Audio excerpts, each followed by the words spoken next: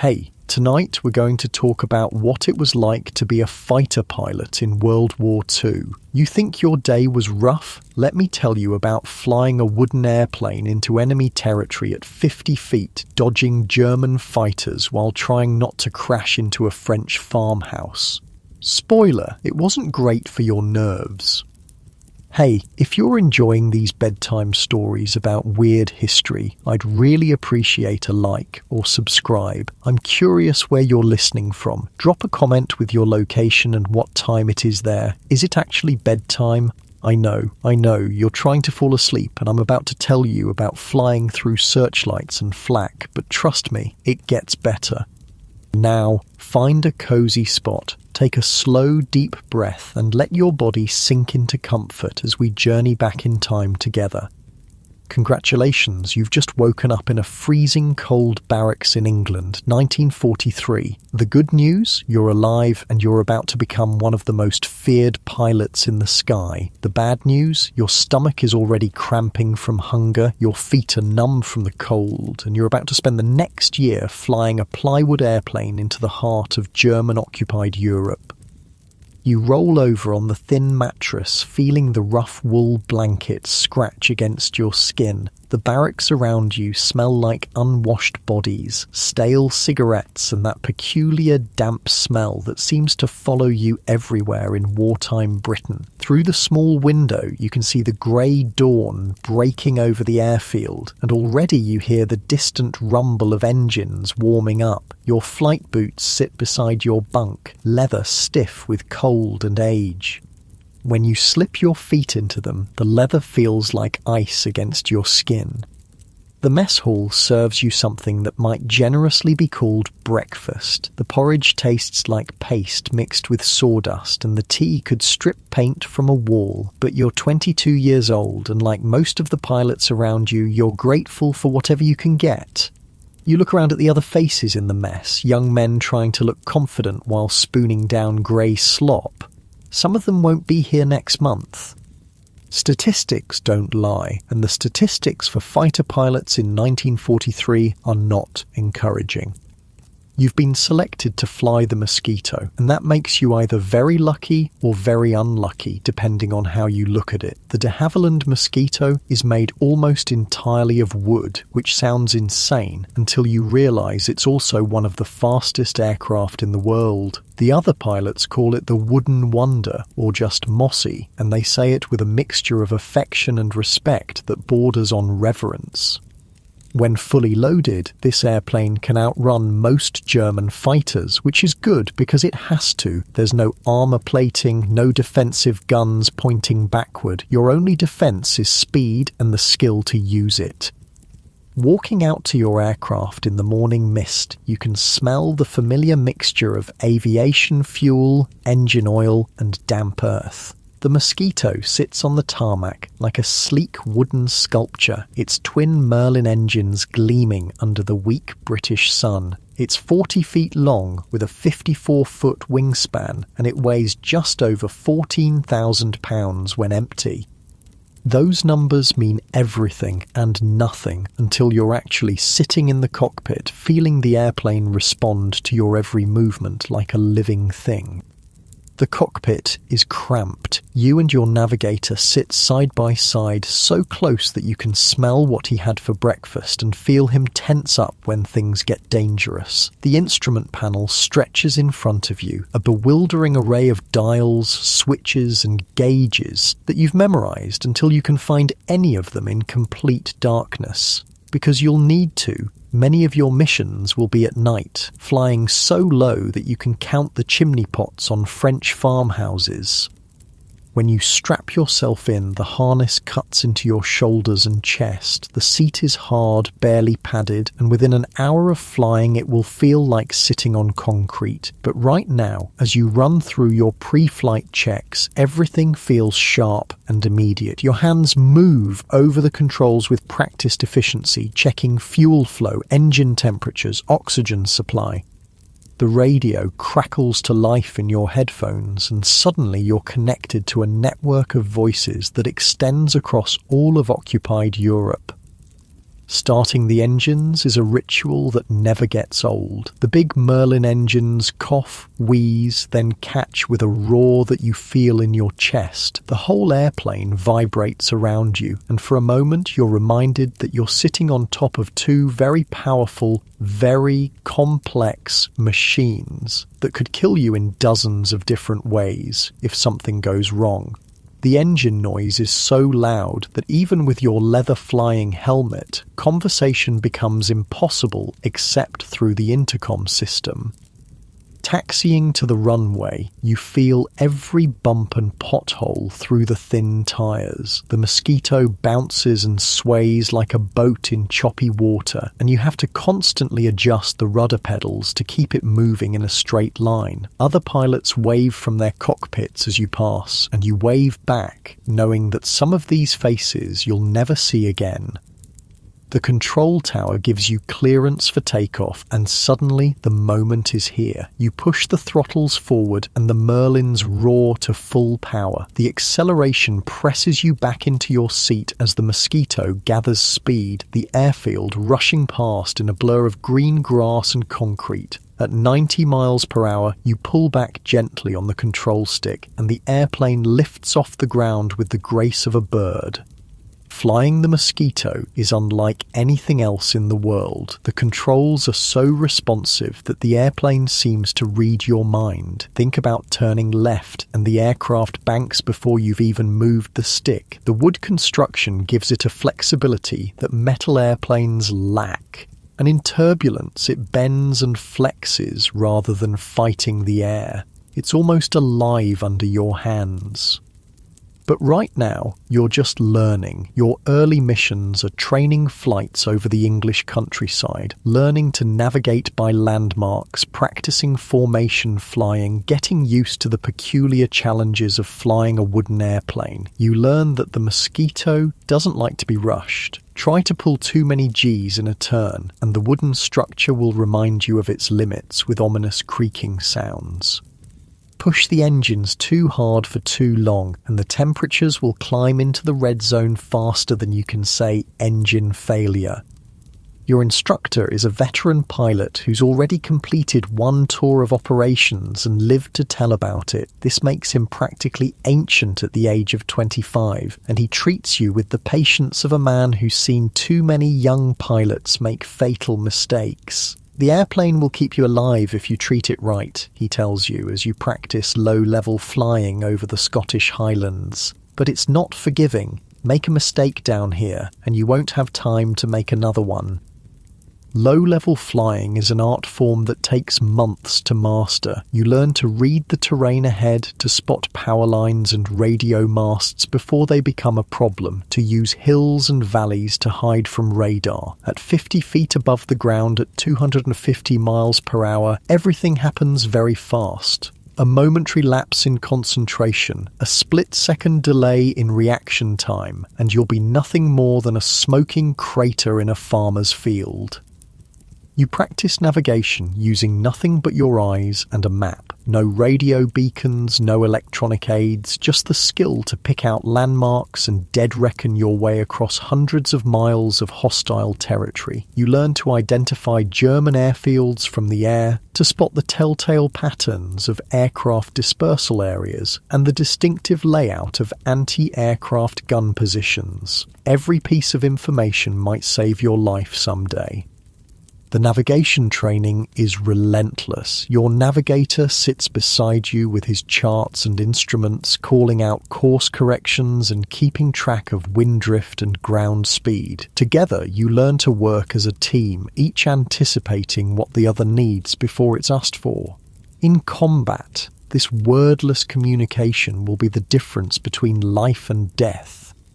As weeks turn into months, you accumulate flying hours and experience. You learn to fly in weather that would ground commercial aircraft, to navigate in clouds so thick you can't see your own wingtips, to land on airfields that are nothing more than strips of grass in the middle of nowhere. Your hands develop calluses from gripping the control stick, and your body adapts to the constant vibration and noise of the engines. The physical demands of flying are greater than you expected. The Mosquito is not a gentle airplane. The control forces are heavy, especially at high speed, and a long mission leaves your arms and shoulders aching. The noise level is constant and wearing, even with your helmet and earphones. After a 6-hour flight, your ears ring for hours afterward, and you find yourself asking people to repeat things they've said perfectly clearly. But there's also a peculiar beauty to it all, flying at dawn over the English countryside, watching the mist rise from rivers and valleys, seeing the world spread out below you like a living map. These moments of peace and beauty become more precious when you know that soon you'll be flying over landscapes where people are trying to kill you. Your training aircraft gradually accumulates the wear and tear of constant use. The wood and fabric covering shows patches and repairs, and the engines develop the quirks and personality that come with hundreds of hours of operation. You learn that the port engine runs slightly hotter than the starboard, that the radio has a tendency to crackle during turns to the left, that the landing gear makes a particular grinding noise that means everything is working properly. The other pilots in your squadron become your extended family. You share meals, jokes, fears, and the peculiar camaraderie that comes from facing death together on a regular basis. Some of them are veterans of the Battle of Britain, men who've already faced the German Air Force and lived to fight another day. Others are fresh from training, even newer than you, trying to learn the ropes without getting killed in the process. Evening briefings become routine. The intelligence officer spreads maps across the briefing room table and points out targets, weather conditions, enemy activity reports. You memorize route details, alternative landing fields, radio frequencies for emergencies. The information is vital, but it's also sobering. Every red mark on the map represents a place where someone is waiting to shoot you down.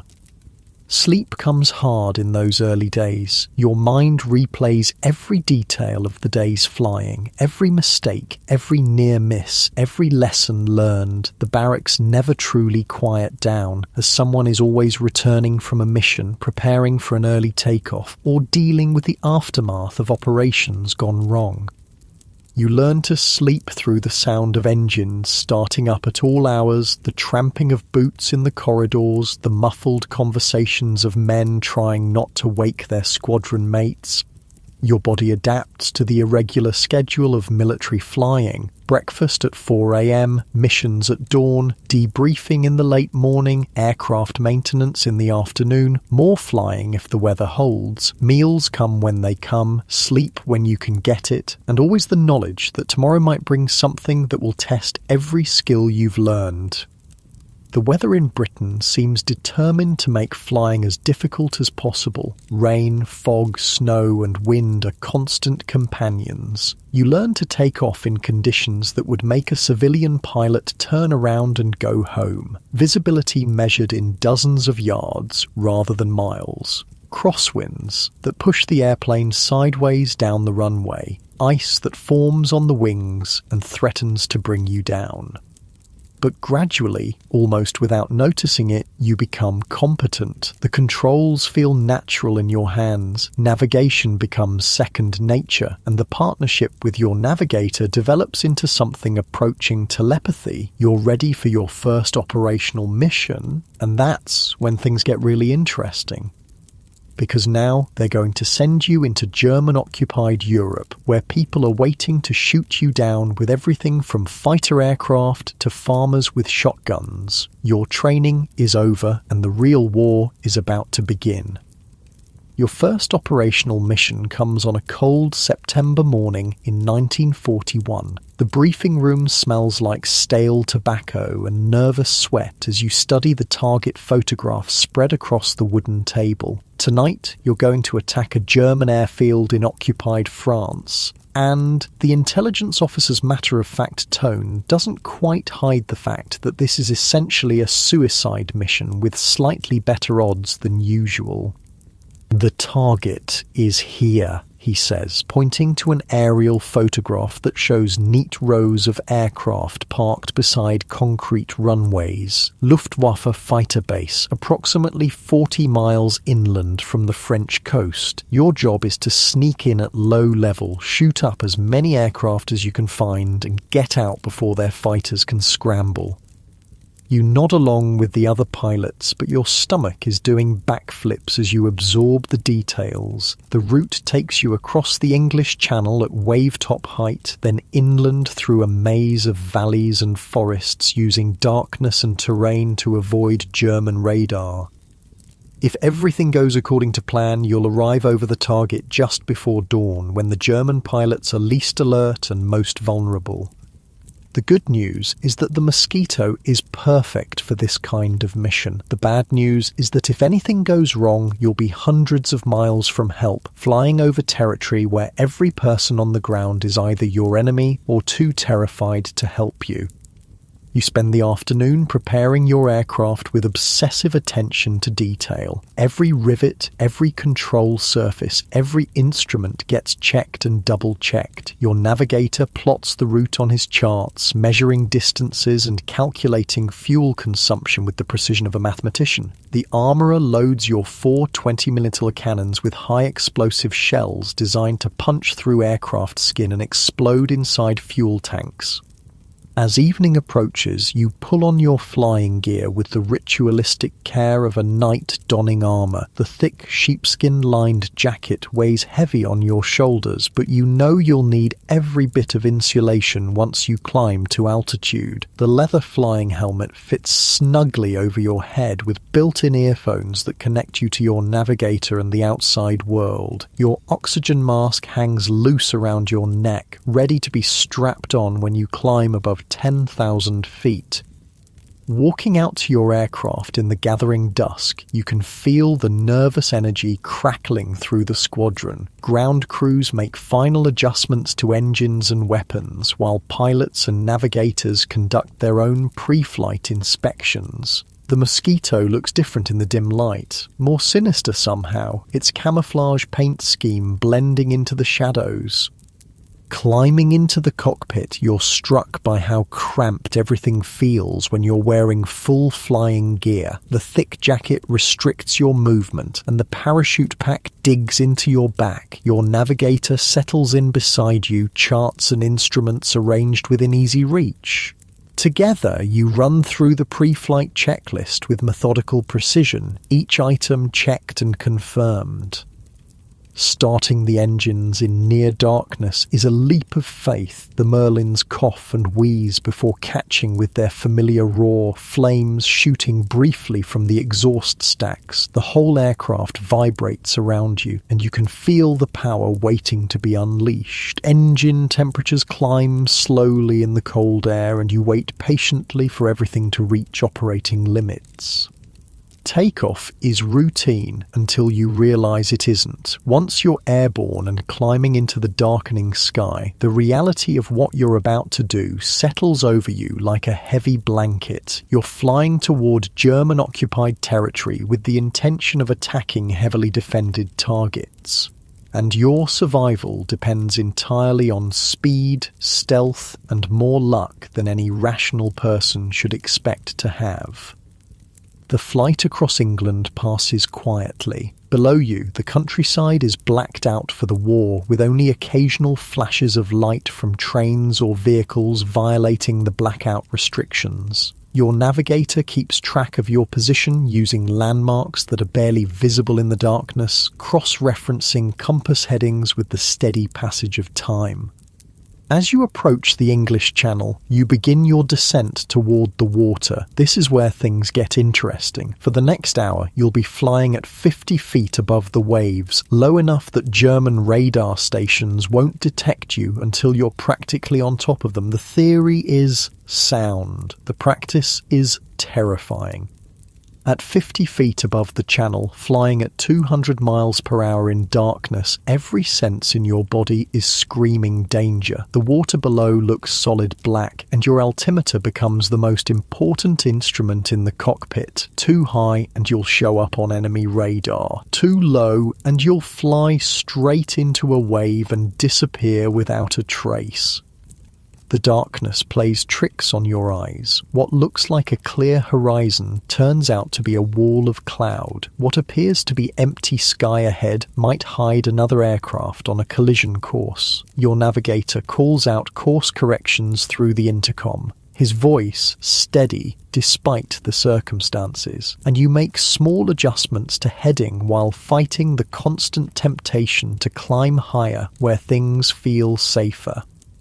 The Mosquito handles the low-level flying with surprising grace. The wooden structure flexes slightly in the turbulent air near the water's surface, absorbing the worst of the bumps rather than fighting them. But the concentration required is exhausting. Every muscle in your body stays tense, ready to react instantly to any change in the aircraft's attitude or the rapidly changing conditions ahead.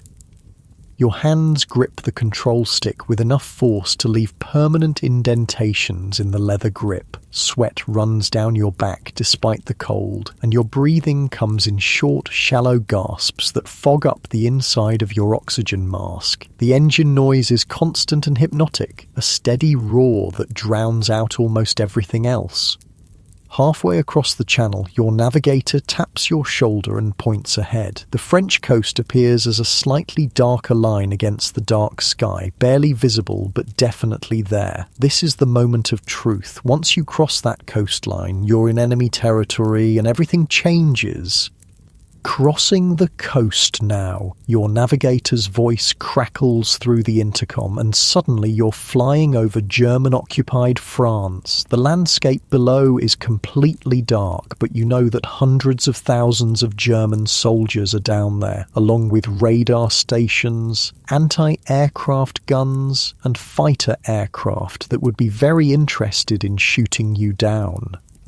The navigation from this point becomes a masterpiece of dead reckoning and visual recognition. Your navigator has memorized every significant landmark along the route: rivers, forests, towns, railroad lines, and he guides you through the darkness using features that are barely visible even with perfect night vision. "Left 5 degrees, he calls out. "Railway line should be coming up on the right." And there it is, a thin, dark line cutting through the countryside, exactly where it should be. You follow valleys and ridgelines when possible, staying low to avoid detection, but not so low that you risk flying into hills or trees. The Mosquito responds to every control input with precision, but the margin for error is essentially zero. At this altitude and speed, you have perhaps 2 seconds to react to any obstacle that appears ahead. The tension in the cockpit is thick enough to cut with a knife. Both you and your navigator are hyper-alert, scanning the darkness ahead for any sign of trouble. German night fighters are known to patrol these routes, and while the Mosquito is faster than most of them, getting jumped by a Messerschmitt 110 in the dark would be very bad news indeed. 20 minutes inland from the coast, your navigator announces that you're approaching the target area. The German airfield should be just ahead, hidden in the darkness, but definitely there according to the latest intelligence reports. You reduce power slightly and begin scanning the ground ahead for any signs of activity. And then you see it. The airfield appears ahead like a small city with scattered lights marking runways and buildings, but more importantly, you can see the dark shapes of aircraft parked in neat rows beside the main runway. Messerschmitt 109 fighters sitting on the ground like targets in a shooting gallery. This is the moment you've trained for, but actually seeing enemy aircraft on the ground triggers an adrenaline surge that makes your hands shake and your heart pound. These aren't training targets or photographs in a briefing room. These are real German fighters that have been shooting down your friends and colleagues, and now you have a chance to destroy them while they're helpless on the ground.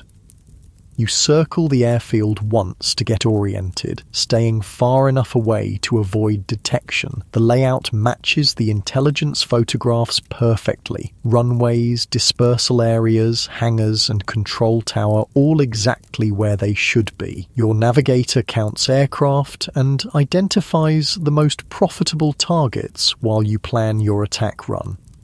The attack itself happens faster than you can fully process. You line up on the dispersal area, push the throttles to maximum power, and dive toward the parked aircraft at 300 miles per hour. The German aircraft grow larger in your windscreen with terrifying speed, and at 200 yards range, you press the firing button. The 4 20mm cannons open fire with a sound like the world ending. The whole Mosquito shudders and slows as if it's hit a wall, and bright tracer rounds streak toward the target aircraft. You see your shells impacting German fighters, sparks flying as metal tears through metal, and then the first aircraft explodes in a brilliant orange fireball that lights up the entire airfield. The attack run lasts perhaps 10 seconds, but it feels like hours. You see German personnel running in all directions, some firing small arms weapons in your general direction, others diving for cover behind buildings and equipment. More aircraft catch fire as your shells find fuel tanks and ammunition storage areas, and secondary explosions begin cooking off all around the airfield. You pull up sharply at the end of the attack run, your vision greying slightly from the G-forces as the Mosquito climbs away from the target. Behind you, the German airfield is a scene of controlled chaos, with burning aircraft lighting up the sky and alarm sirens wailing across the countryside. You've just successfully completed your first intruder mission, and the feeling is unlike anything you've ever experienced. But the job isn't finished yet. Now you have to get home, and that means flying 200 miles through increasingly alert German defences, while every radar operator and anti-aircraft gun crew in northern France knows that British aircraft are in the area. The flight home is a nightmare of searchlights and anti-aircraft fire. German radar stations have finally detected you, and searchlight beams sweep the sky trying to illuminate your aircraft. When they catch you in their beams, the glare is absolutely blinding, and you have to fly entirely by instruments while anti-aircraft shells burst around you. The flak is the worst part. You can see the muzzle flashes from the guns on the ground, followed a few seconds later by bursts of orange light and black smoke that mark where the shells explode. When they burst close enough, you can hear the explosions over the engine noise, and occasionally you feel the Mosquito shudder as shell fragments punch through the wooden wings. Your navigator calls out course changes to avoid the worst of the flak concentrations, but some of it is unavoidable. You weave and jink through the defensive fire, constantly changing altitude and direction to spoil the aim of the gun crews below. The Mosquito speed is your best defense. You're moving so fast that by the time the gunners spot you and train their weapons, you're already somewhere else. The French coast appears ahead like a promise of salvation, and you drop back down to wave-top height for the flight across the channel. Behind you, the sky over northern France is still lit up with searchlights and anti-aircraft fire as the Germans react to your attack. Other Mosquito crews are making their own attacks on different targets, and the whole area is in an uproar. The flight home across the channel is almost peaceful by comparison. The darkness that seemed so threatening on the way out now feels protective, hiding you from enemy eyes. Your navigator gives you a course for home, and you settle into the routine of long-distance flying, checking engine temperatures and fuel consumption while trying to process what you've just experienced.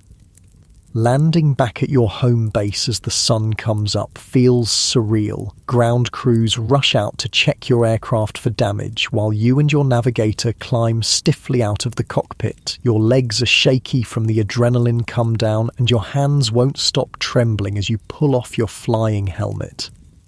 The debriefing session reveals that your attack was a complete success. Intelligence reports confirm that you destroyed at least 3 German fighters and damaged several others while suffering no casualties among the attacking force. It's the kind of result that makes senior officers very happy and ensures that you'll be doing this again very soon.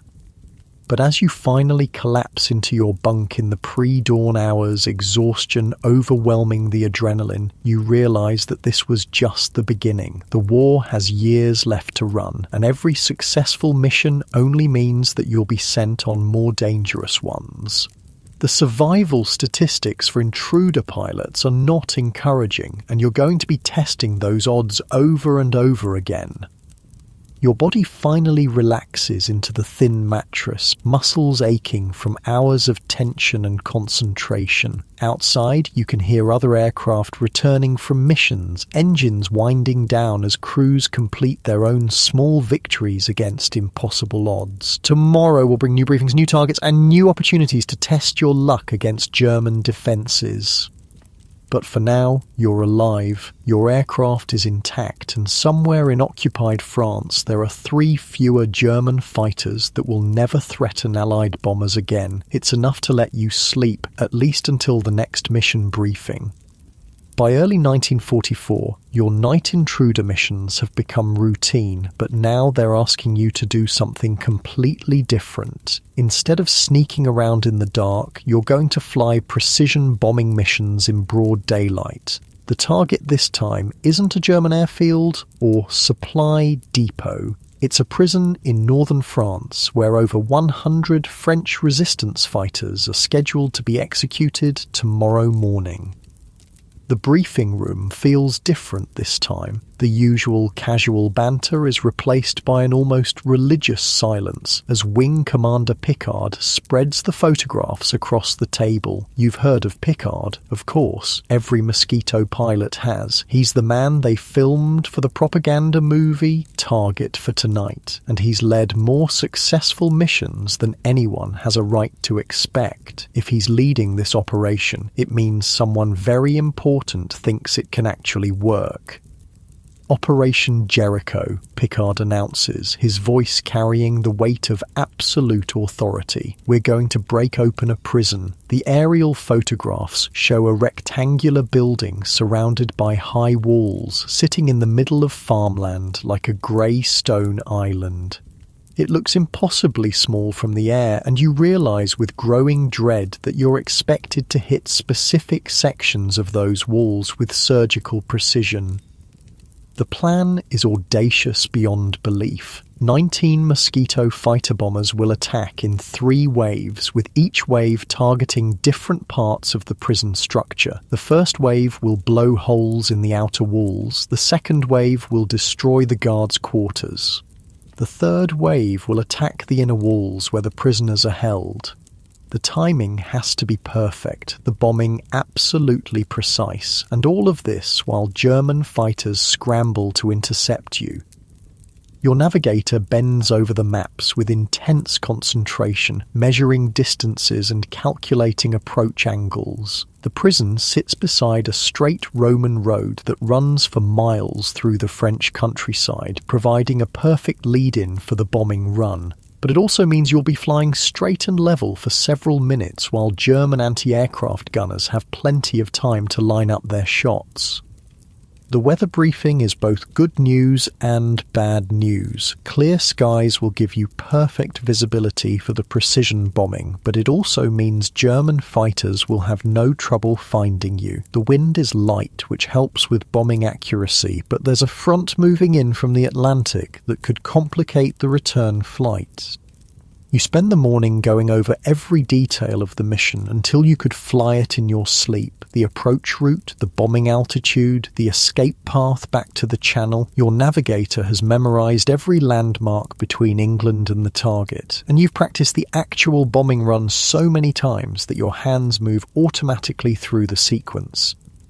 The Mosquito feels heavier than usual as you taxi out for takeoff. Instead of the usual night intruder load of cannon ammunition, you're carrying two 500-pound delayed action bombs in the internal bomb bay. The bombs are fitted with 11-second delay fuses, just enough time for you to get clear before they explode, in theory. Formation takeoff with 18 other Mosquitoes is controlled chaos. Aircraft spread across the airfield, engines warming up in sequence, and then the gradual parade of departures as each crew gets clearance from the control tower. You fall into position behind Pickard's aircraft, close enough to see him and his navigator silhouetted in their cockpit, far enough away to avoid a collision if someone makes a mistake.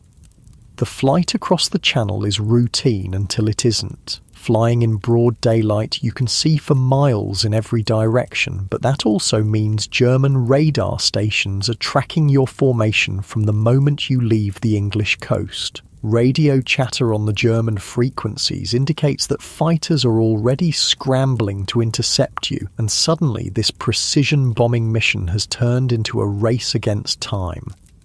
Your navigator keeps up a steady stream of navigation updates as the French coastline grows larger ahead. The Mosquito formation maintains perfect discipline, each aircraft holding its assigned position, while 19 separate crews run through their own mental preparations for what's coming next.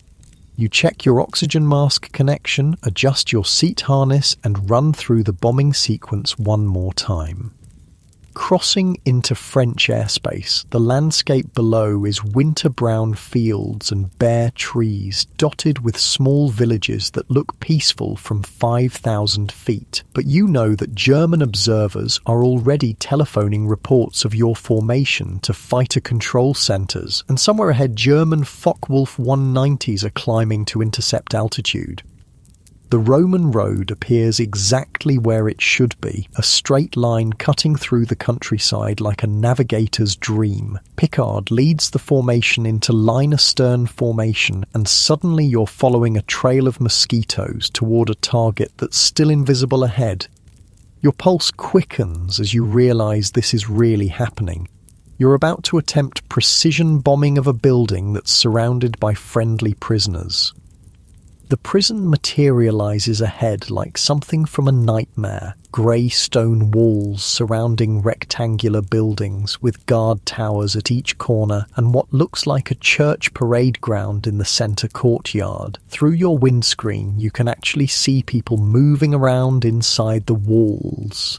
Tiny figures that represent both the guards you're trying to neutralize and the prisoners you're trying to save. Pickard's first wave drops toward the target at what seems like suicidal speed. You watch their bombs fall away from the aircraft and streak toward the outer wall of the prison. The bombs disappear into the structure, and for 11 seconds, nothing happens. Then the entire northeastern wall erupts in a column of smoke and debris that rises hundreds of feet into the air. Your turn. The second wave, your wave, is supposed to hit the guards' quarters and administration buildings. You drop the nose of the Mosquito and dive toward the target at 300 miles per hour, the prison growing larger in your windscreen with terrifying speed. Your navigator calls out distance and altitude while you line up on the buildings that intelligence says house the German guards. At 1,000 feet altitude, you press the bomb release button. Two 500-pound bombs drop away from your aircraft, and you immediately pull up in a climbing turn to escape the blast. Behind you, 11 seconds later, the guards' quarters disappear in another massive explosion that shakes your aircraft even at a safe distance. But something's wrong. Through the smoke and debris, you can see that the third wave of Mosquitoes is having trouble identifying their targets. The explosions from the first two waves have filled the air with smoke and dust, and the precise bombing that this mission requires has become nearly impossible. You watch in horror as some of the third wave Mosquitoes, confused by the smoke, bomb what they think is part of the prison, but which turns out to be a nearby school. The building erupts in flames, and you realize that dozens of French children have just been killed in a mission designed to save French resistance fighters. The moral complexity of what you've just participated in hits you like a physical blow. War isn't just about shooting down enemy fighters or destroying military targets. Sometimes it's about making impossible choices between bad outcomes and worse ones, and living with the consequences afterward. German fighters finally arrive just as the bombing ends. Focke-Wulf 190s diving out of the sun, their cannons already firing as they close on the scattered Mosquito formation. The air around you fills with tracer rounds and the bright flashes of cannon shells exploding. Your first instinct is to run. The Mosquito is faster than the German fighters, and in a straight chase you can outrun them back to the channel. But Picard's aircraft has been hit, black smoke trailing from one engine, and he's falling behind the formation. The Focke-Wulfs close in for the kill like sharks scenting blood. You make a decision that surprises even yourself. Instead of running for home, you turn back toward the German fighters. Your 4 20mm cannons are still loaded with armor-piercing ammunition, and while you're not a fighter pilot in the traditional sense, you know how to shoot. The engagement lasts perhaps 30 seconds, but it feels like hours. German fighters and British Mosquitoes swirling around each other in a deadly ballet, cannon fire lacing the air between them. You get your sights on a Focke-Wulf 190 for just a moment and fire a burst that sends pieces flying off its wing, but there's no time to see if you've caused serious damage. Picard's Mosquito is definitely in trouble. The smoke trail is getting thicker and his aircraft is losing altitude despite his attempts to maintain formation speed. You can see him and his navigator in their cockpit fighting to keep their damaged aircraft in the air long enough to reach the channel. The chase continues across the French countryside at treetop level. German fighters attack in pairs, diving from above and pulling up just before they hit the ground. Your navigator calls out threats and escape routes while you throw the Mosquito into violent evasive maneuvers that test the structural limits of the wooden airframe.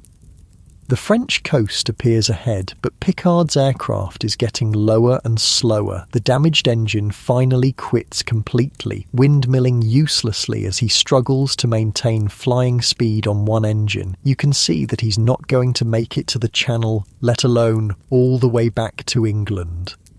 Picard's Mosquito disappears behind a line of trees, and you know without being told that he's gone. The man who led the most daring precision bombing mission of the war has been killed just minutes after its successful completion. The victory and the loss are inseparable, two sides of the same coin that defines combat flying in World War II.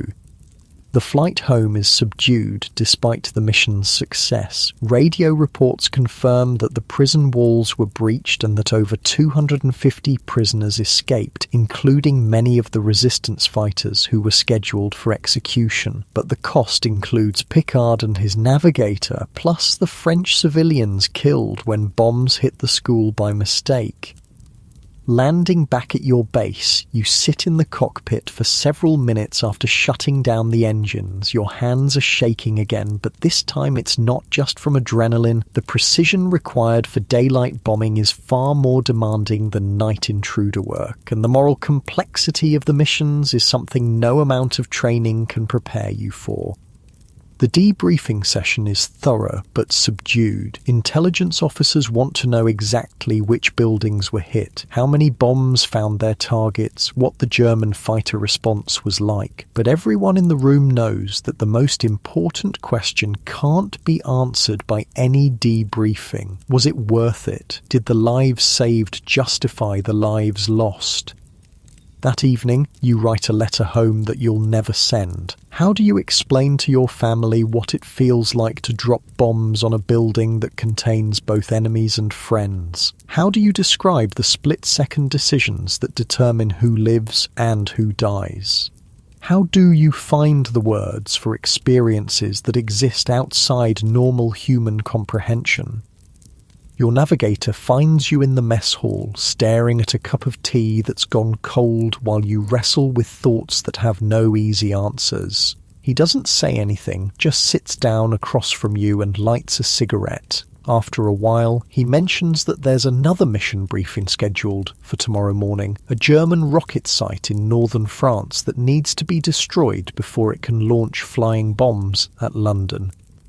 You nod and finish your cold tea. Tomorrow will bring new challenges, new moral complexities, new opportunities to test your skills against German defences. The war continues regardless of your personal struggles with its demands, and your job is to fly the missions they give you as well as you possibly can.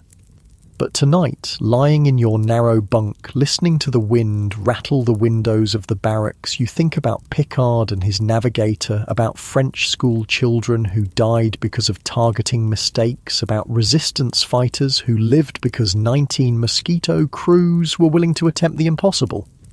The mathematics of war are never simple. For every life saved, another is lost. For every successful mission, there's a price that someone has to pay. Your job is to fly the aircraft, drop the bombs where you're told, and try not to think too hard about the larger questions that have no clear answers. Sleep comes eventually, but it's filled with dreams of precision bombing runs and burning buildings, of German fighters diving out of the sun and friends who don't make it home. You wake up several times during the night, heart pounding from nightmares that are really just memories in disguise. When morning comes, you'll put on your flying gear and climb into another Mosquito for another impossible mission, because that's what fighter pilots do in World War II. They fly the missions, face the dangers, and try to make the right decisions when there are no good choices available. Your body settles deeper into the thin mattress as exhaustion finally overcomes the mental replay of the day's events. Outside, you can hear the distant sound of aircraft engines as other crews prepare for night missions, the eternal cycle of operations that defines life in an RAF squadron. Tomorrow will be different, but it will also be the same. Different targets, different weather, different challenges, but the same requirement for precision flying, split-second decision-making, and the kind of courage that can only be measured after the fact. June 1944 brings a new kind of terror to your war. A week after D-Day, as Allied forces struggle to establish their foothold in Normandy, Hitler unleashes his revenge weapons on London. You first see a V-1 flying bomb on a clear summer evening, a small cross-shaped object streaking across the sky with a 20-foot flame shooting from its tail. The sound it makes is unlike anything you've ever heard, a harsh, pulsing roar that echoes across the countryside like a giant's chainsaw. The briefing officer's voice is grim as he explains your new mission. The Germans are launching these things from sites all along the French coast. They're targeting London and they're fast. 400 miles per hour, maybe more. Your job is to shoot them down before they reach the city. You study the intelligence photographs with growing unease. The V-1 is essentially a small aircraft packed with explosives, guided by a simple autopilot system that flies it in a straight line until the fuel runs out. When the engine stops, the bomb dives toward whatever happens to be underneath it. Sometimes that's an open field, sometimes it's a street full of civilians. The technical challenge is staggering. The V-1 flies at nearly 400 miles per hour, which means your Mosquito has to be flying at maximum speed just to catch up with one. Once you do catch up, you have to shoot it down without getting caught in the explosion when a ton of high explosives detonates 50 yards from your aircraft.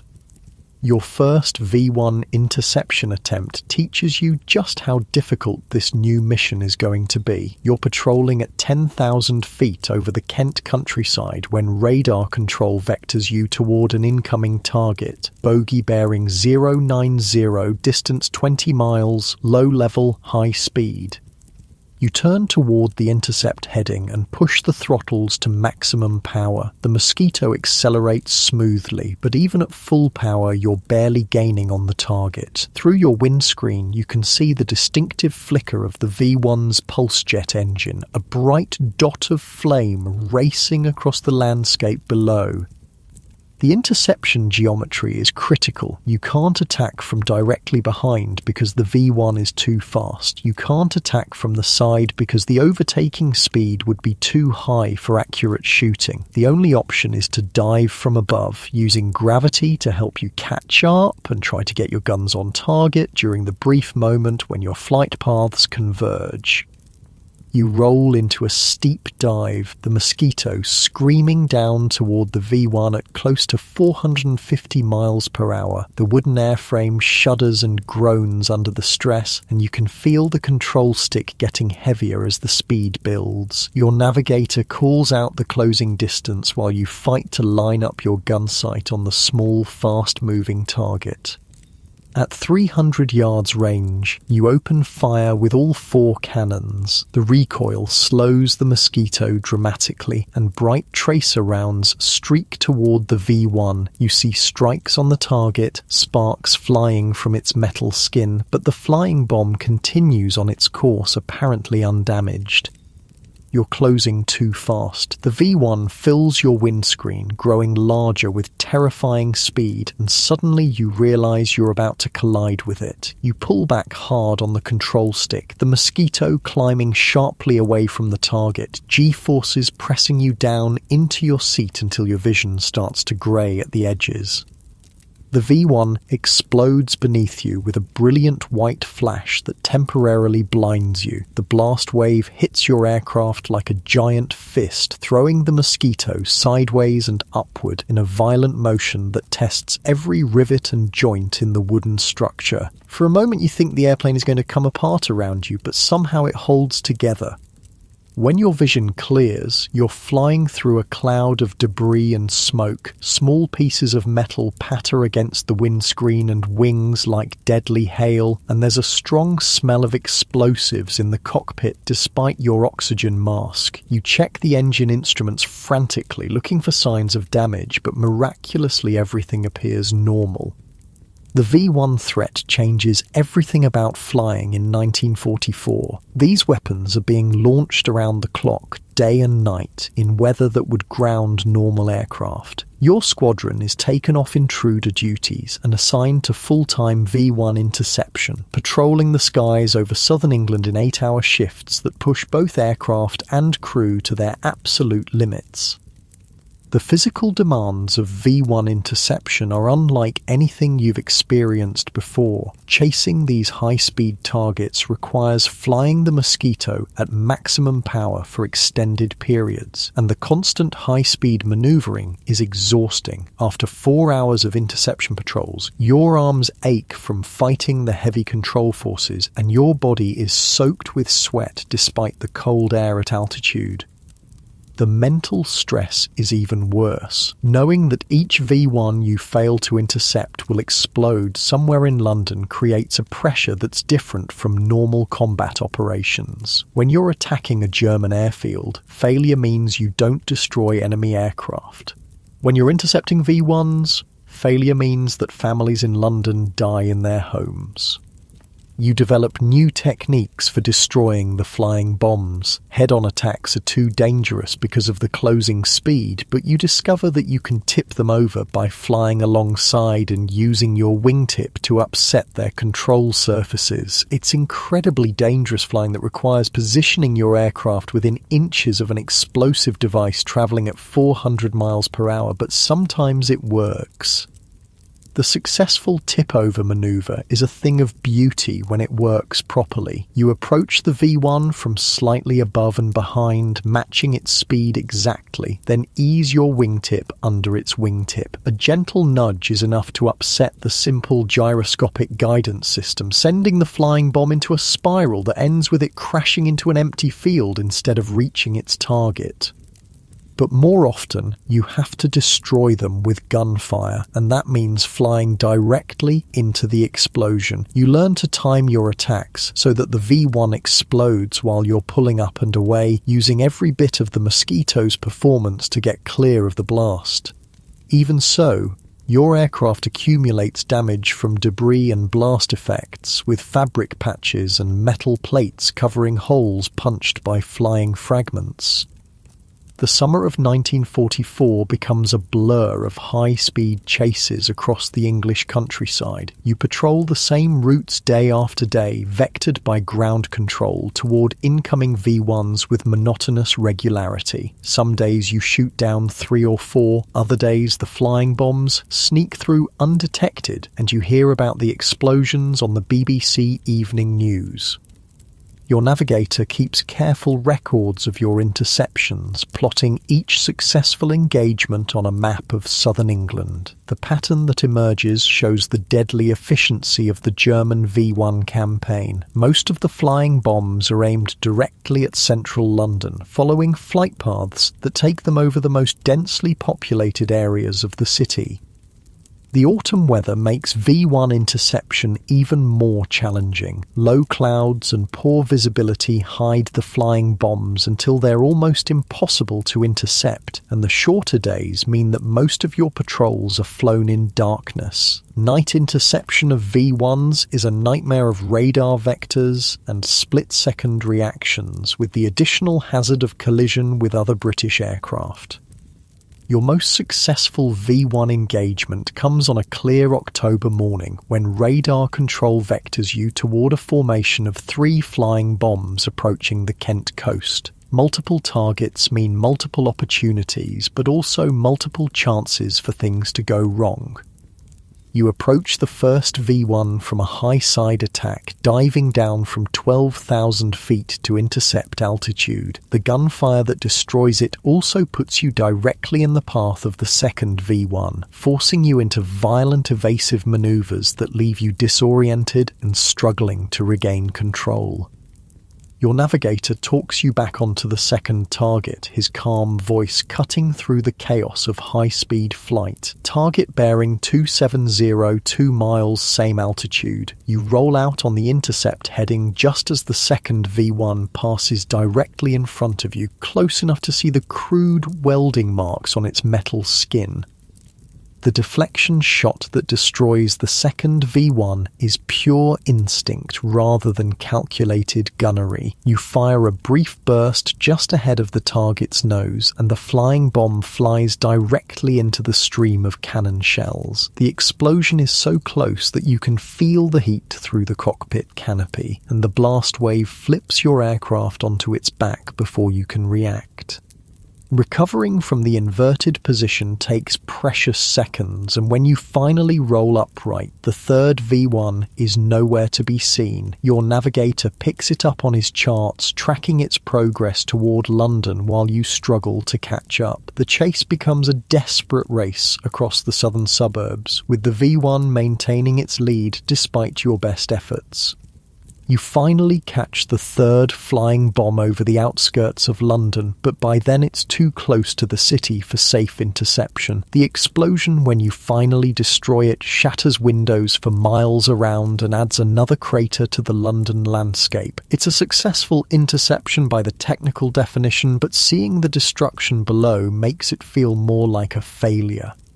The psychological toll of V1 interception becomes apparent as the summer turns to autumn. Pilots who seemed unshakable during night intruder operations begin showing signs of stress and fatigue. The constant pressure of high-speed interception, combined with the knowledge that civilian lives depend on your success, creates a mental burden that's different from normal combat operations. Sleep becomes elusive despite your exhaustion. You lie in your bunk, replaying interception attempts, analysing what went right and what went wrong, calculating how many V1s might have gotten through while you were attacking others. The sound of the pulse jet engines invades your dreams, that harsh mechanical roar that signals another flying bomb heading for London. Your aircraft maintenance crew works around the clock to keep the Mosquitoes operational, despite the constant damage from blast effects and debris. Every aircraft in the squadron shows signs of V1 encounters, patched holes, replaced panels, new pieces of equipment to replace items destroyed by explosion fragments. The wooden structure that makes the Mosquito so effective also makes it vulnerable to the kind of damage that flying through explosions inevitably causes. The winter of 1944 brings new challenges as the Germans modify their V-1 tactics. Some flying bombs are launched at night, their flame trails barely visible against the dark sky. Others fly at different altitudes, forcing you to patrol at multiple levels simultaneously. A few are fitted with crude, evasive maneuvers that make them harder to intercept. Your 100th V-1 interception comes on a cold December morning, a routine engagement that feels exactly like your first one 6 months earlier. The flying bomb appears on radar, you're vectored to the intercept, and you shoot it down with a textbook attack from the high quarter. But instead of satisfaction, you feel only exhaustion and the knowledge that there will be 101st and 102nd and as many more as it takes until the war finally ends. The statistics tell the story of your squadron's success. Over 6 months of V-1 operations, your unit has destroyed nearly 200 flying bombs, each one representing dozens of London civilians who didn't die in their homes. But the cost in aircraft and crew has been substantial, with the constant high-speed flying and explosion damage taking its toll on both men and machines. By early 1945, the V-1 threat is diminishing as Allied ground forces overrun the German launch sites in France and Belgium. Your squadron is gradually transferred back to intruder operations, attacking the remaining German airfields and supply lines as the Wehrmacht retreats toward the homeland.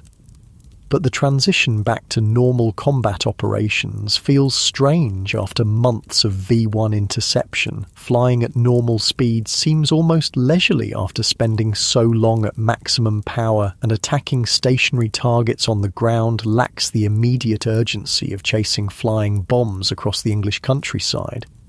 The V-1 campaign taught you lessons about flying that no peacetime pilot could ever learn. You've pushed the Mosquito to its absolute performance limits and beyond, discovering capabilities that even the designers didn't know existed. You've flown through explosions that should have destroyed your aircraft and survived high-speed encounters that left other pilots as smoking craters in the countryside.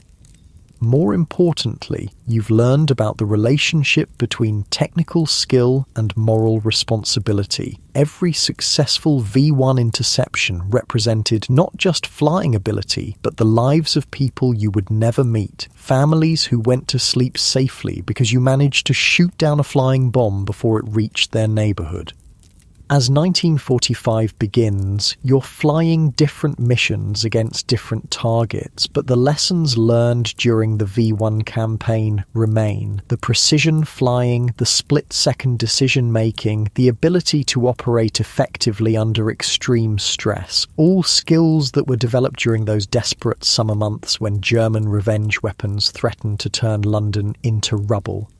Your body has adapted to the demands of high-performance flying in ways that will probably never completely reverse. Your reflexes are faster, your situational awareness sharper, your tolerance for G-forces higher than any civilian pilot could achieve. But you've also aged years in months, with lines around your eyes and a slight tremor in your hands that appears whenever you're very tired. The war is winding down, but for now you continue flying the missions they assign you, knowing that each successful sortie brings the end a little bit closer. German resistance is weakening, their aircraft are running out of fuel, and their pilots are increasingly inexperienced boys who pose little threat to veteran crews like yours. But you also know that the war isn't over yet, and that complacency in combat flying is usually fatal. So you continue to approach each mission with the same careful preparation and professional execution that kept you alive through the darkest days of the V-1 campaign. Spring 1945 feels different from all the springs that came before it. The war is clearly ending, and even the most pessimistic intelligence reports suggest that German resistance is collapsing. Your missions now take you deep into Germany itself, attacking airfields where fuel shortages have grounded most of the remaining Luftwaffe fighters. The landscape below shows the devastation of total war. Bombed cities, abandoned vehicles, refugees streaming along destroyed roads. Your final combat mission comes on a warm April morning, 3 weeks before the war officially ends. The target is a small airfield near Munich, where intelligence reports suggest a few German jets might still be operational. You approach the target area through scattered clouds, your navigator calling out landmarks in countryside that looks peaceful despite the massive upheaval happening across Europe. The German airfield appears ahead, but it's clearly abandoned. No aircraft visible on the runways, no signs of activity around the buildings, no anti-aircraft fire rising to meet you. You circle the field once out of habit, looking for targets that aren't there, then turn for home without dropping a single bomb. It feels anticlimactic after years of dangerous missions, but perhaps that's appropriate. Wars don't end with dramatic final battles. They just fade away when one side runs out of the will to continue fighting. The flight home takes you over Bavaria and Austria, regions that were once the heart of the German war machine, but now show only destruction and abandonment. Cities reduced to rubble, factories standing empty, transportation networks completely severed. From your cockpit at 10,000 feet, you can see the scope of the devastation that total war has brought to Central Europe. But you also notice something else during that final mission. The constant tension that has been your companion for 3 years is finally beginning to ease. Your shoulders aren't permanently hunched against expected attack. Your eyes aren't constantly scanning the sky for enemy fighters. For the first time since 1942, flying feels more like flying and less like barely controlled violence. VE Day arrives on May 8, 1945, and you're sitting in the squadron dispersal hut when the official announcement comes over the radio. The war in Europe is officially over. The words hang in the air for a moment, and then someone starts laughing. Not with humour, but with the kind of exhausted relief that comes when an impossible burden is finally lifted. The celebration that night is subdued despite the magnitude of what you've all accomplished. Too many empty chairs in the mess hall, too many names on the memorial board, too many friends who didn't live to see this day. You raise a glass of warm beer to absent friends, and the toast echoes around the room with a mixture of triumph and melancholy that captures the complex emotions of survival. That night, lying in your bunk for what you know will be one of the last times, you try to process what you've experienced over the past 3 years. Hundreds of combat missions, dozens of enemy aircraft destroyed, thousands of miles flown over hostile territory. The numbers seem abstract, but the memories are vivid. The smell of cordite and aviation fuel, the feeling of G-forces during violent evasive maneuvers, the sight of tracer rounds streaking past your windscreen. You've learned things about yourself that no peacetime experience could have taught you. You know exactly how you react under extreme stress, how much fear you can tolerate before it becomes paralyzing, how to make life or death decisions in fractions of seconds. You've discovered physical capabilities you didn't know you possessed and mental resilience that surprises even you. But you've also paid a price that will take years to fully understand. Your hearing is permanently damaged from years of engine noise. Your night vision has been affected by countless hours of flying in darkness. Your hands sometimes shake when you're very tired, a reminder of the constant stress your nervous system has endured. The transition to civilian life begins almost immediately. Within weeks of VE Day, the squadron is disbanded and the aircraft are flown to storage facilities where they'll be dismantled or sold as surplus. The Mosquito that carried you through dozens of combat missions is reduced to a serial number on a disposal list, its wooden structure destined for scrap or perhaps conversion to civilian use.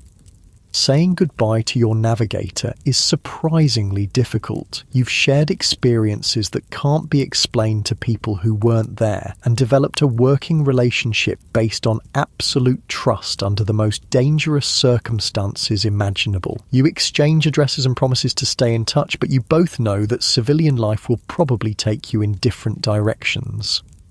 The demobilization process is efficient but impersonal. Medical examinations, paperwork, interviews with officers who want to know your post-war plans. The Royal Air Force has invested considerable time and money in your training, and they're curious about whether you'll consider staying in the service. But the prospect of peacetime flying seems impossibly mundane after years of combat operations. You return to civilian life with skills that have no obvious peacetime application. You can navigate by dead reckoning across hundreds of miles of hostile territory, but struggle to find your way around a city that's changed while you were away. You can make split-second decisions under extreme stress, but find yourself paralyzed by simple choices like what to order for dinner. Sleep remains difficult long after the war ends. Your body has been conditioned to wake at the slightest unusual sound, and the hypervigilance that kept you alive in combat doesn't simply switch off when the fighting stops. You find yourself automatically scanning the sky whenever you hear aircraft engines, and loud noises trigger reflexive defensive reactions that embarrass you in social situations. Employment proves challenging despite your technical qualifications. Few civilian employers understand what military pilots actually do, and even fewer have jobs that match your experience level. You eventually find work with a small airline, flying converted military transports on domestic routes that seem almost laughably safe compared to wartime operations. The civilian flying is monotonous but somehow comforting, following published airways, communicating with air traffic control, landing at proper airports with concrete runways and approach lighting systems. No one shoots at you, no enemy fighters appear suddenly out of cloud formations, no searchlights sweep the sky looking for your aircraft. But you miss the Mosquito. Commercial aircraft are safer and more comfortable, but they lack the responsive handling and raw performance that made the Mosquito such a joy to fly. The wooden fighter bomber was an extension of your will, responding to the slightest control input with precision and grace. Civilian aircraft feel heavy and sluggish by comparison. Years pass and gradually you adapt to peacetime life. You marry, start a family, buy a house in a suburb that's being built where RAF training airfields used to operate. Your children grow up hearing occasional stories about the war, but they can't really understand what it was like to fly combat missions in wooden airplanes against an enemy that controlled most of Europe. Occasionally, you encounter other Mosquito veterans at aviation gatherings or military reunions. There's an immediate recognition between you, a shared understanding that doesn't require words. You can identify other combat pilots by the way they automatically check the weather before making any plans, by their unconscious habit of noting the location of emergency exits, by the particular way they listen to aircraft engines. The nightmares gradually fade, but they never completely disappear. Even decades later, you sometimes wake up thinking you're back in the cockpit of a Mosquito, diving toward a German airfield while flak bursts around you. The dreams are vivid enough that you can smell the leather of your flying helmet and feel the vibration of the Merlin engines through the control stick. As you grow older, you become more aware of how few Mosquito crews actually survived the war. The statistics that seemed abstract during combat become personal as you realize how many of your contemporaries didn't live to see peacetime. You're part of a shrinking group of men who experienced something that can't be replicated or fully explained to people who weren't there. Museums occasionally contact you for interviews about your wartime experiences. You try to answer their questions honestly, but find it difficult to convey the reality of combat flying to people who've never experienced it. How do you explain the peculiar combination of terror and exhilaration that characterized every mission? How do you describe the absolute trust required between pilot and navigator when death was always just one mistake away? The Mosquito itself becomes a legend, remembered as one of the most successful aircraft of World War II. Aviation historians write books about its technical innovations and operational achievements, but you remember it more simply as an airplane that brought you home when other aircraft might not have. Its speed saved your life more times than you can count, and its wooden construction proved remarkably resilient under conditions that would have destroyed conventional metal aircraft. Sometimes you visit aviation museums that have preserved Mosquitoes, and seeing those familiar lines brings back memories with startling clarity. You can almost feel the control stick in your hands and hear the distinctive sound of the Merlin engines spinning up for takeoff. The aircraft looks smaller than you remember, and you wonder how you and your navigator fit into that cramped cockpit for missions that lasted 8 hours or more. Younger visitors to the museums ask questions about what it was really like to fly these aircraft in combat. You try to give honest answers, but you're also aware that your memories have been filtered through decades of peacetime life. The sharp edges of fear and exhaustion have been smoothed over by time, leaving mostly the pride of having served and the satisfaction of having survived. The last Flying Mosquito is finally retired in the 1960s, ending an operational career that spanned more than 2 decades. You watch the final flight on television, and when the wooden fighter bomber lands for the last time, you feel a sense of loss that's difficult to explain to family members who don't understand your attachment to a machine. Your grandchildren grow up in a world where the Second World War is ancient history, something they study in school but can't really imagine. They know their grandfather was a pilot during the war, but to them it's just another fact about the distant past. They can't conceive of a time when German bombers attacked London every night, or when young men climbed into wooden airplanes to attack heavily defended targets with no guarantee they'd ever come home. As you enter your final years, you find yourself thinking more often about the friends who didn't survive the war. Their faces remain young in your memory while you've grown old, and sometimes you wonder what they might have accomplished if they'd lived to see peacetime.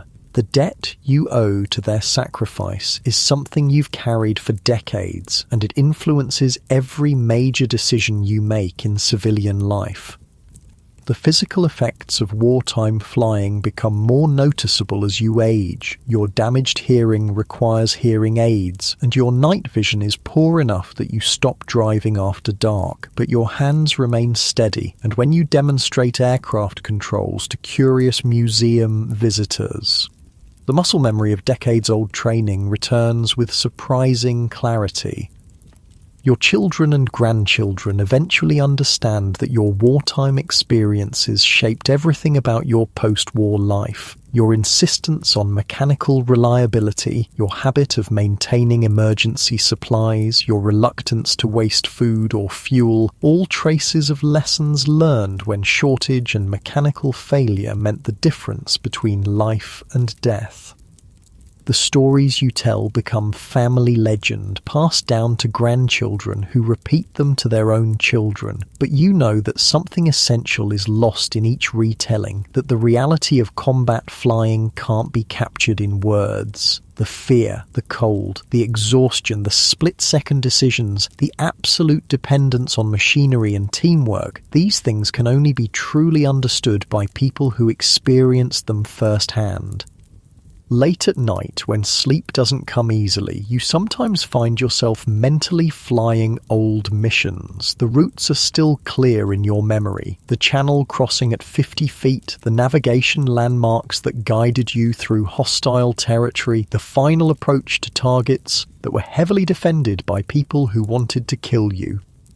But mostly, you remember the good parts, the satisfaction of a mission completed successfully, the relief of landing safely after a difficult operation, the camaraderie of crews who trusted each other with their lives. The Mosquito was a remarkable aircraft, flown by remarkable people during a time when the world's future hung in the balance. As you finally drift towards sleep, your body settling into the comfortable mattress that bears no resemblance to those thin wartime bunks, you're grateful for the life you've been able to live. The war took 3 years of your youth, but it gave you experiences and friendships that defined everything that came afterward. The young man who climbed into a wooden fighter bomber in 1942 could never have imagined the world that emerged from that conflict, but he did his part to shape that world, flying dangerous missions with skill and courage when it mattered most. The aircraft are gone now. The squadrons disbanded, the airfields converted to other purposes, but the memory of what was accomplished in those desperate years remains, carried forward by the few who were there and lived to tell about it.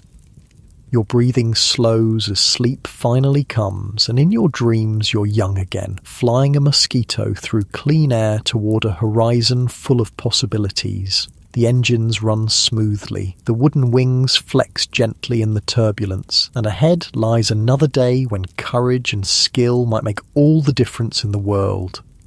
So next time you can't sleep because your neighbour's too loud, remember the fighter pilots who flew wooden airplanes into the heart of enemy territory, guided only by skill, courage, and the hope that their sacrifices might help build a better world. They found peace in the most dangerous circumstances imaginable, and their example reminds us that rest is something to be grateful for, not taken for granted.